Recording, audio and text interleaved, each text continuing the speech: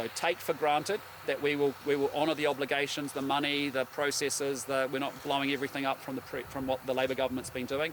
We will honour all those undertakings and fully back that up. But we're actually also wanting to power up the region and get through this recovery quicker, because this limbo place is not a good place for us all to be. So I'm pleased today to announce a few things. The first is that Chris and I and Catherine and Katie have thought quite deeply about what we can do to speed up elements of the recovery. And it's really important, the 4 things that I think that we can do. And the first thing I want to say is that we're going to establish a cyclone and a flood recovery ombudsman. And what that means is that the purpose of that is to get people that have been affected by Cyclone Gabrielle and other recent major flooding events across the country to have an impartial and an independent voice to protect their interests. Because part of what I've heard from you is that you want consultation. And the best way to set that up is, like we have a banking ombudsman, we want to have a cyclone and a flood recovery ombudsman. And that means that if you've got displaced households and businesses and you believe that your property has been wrongly categorised or that fair value is not being offered for a buyout of that property, they will be given a clear right of appeal to the new Cyclone and Flood Recovery Ombudsman. And that means that's an independent office that will actually be charged with ensuring that government decisions are fair, transparent and just.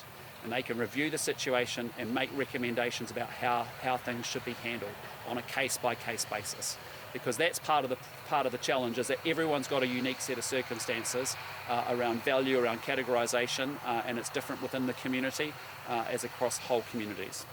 The second thing is that we are really going to prioritise infrastructure projects that connect this region to other communities. And so you've heard us make, under our Transport for the Future, our big priorities. 3 of our big 4 resilience priorities are in this region. And that is actually building that Hawke's Bay Expressway.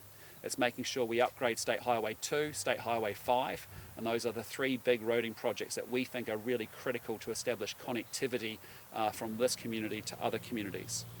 The third thing is that we have to therefore then expedite the consenting and the removal of red tape, because that is slowing things down. And we supported the government with what are called orders in council. These are basically emergency powers that the government has available to them today. And we want those applied really quickly to crunching through resource consent. So that doesn't slow us up, it doesn't put the red tape into the system. And the last bit is that we need to unblock the EQC property assessment piece as well, because that's way too slow. And so we want to set some target timeframes around how quickly we get them to respond to assessing the values of properties, but also that includes for them to bring in overseas assessors into New Zealand, which we can expedite through immigration settings in order to actually move through that process in a much quicker way. And so for us, we think that there is those 4 things can make a difference. If we genuinely have a flood and cyclone recovery ombudsman that individuals can go to, that's got independence, has got some teeth to hold the government to account and to push back on decisions that people think are unjust, that's exactly what we need to have. We need to get cracking with these infrastructure projects, and linked to that is actually fast-tracking consenting, so we're not caught up in red tape and having the same conversation as another year goes by and another year goes by and nothing's changed. And then we need to unblock the EQC assessment pipeline so we actually get property values assessed quicker so that people can move forward and get through what they need to get through. So, I want you to be reassured.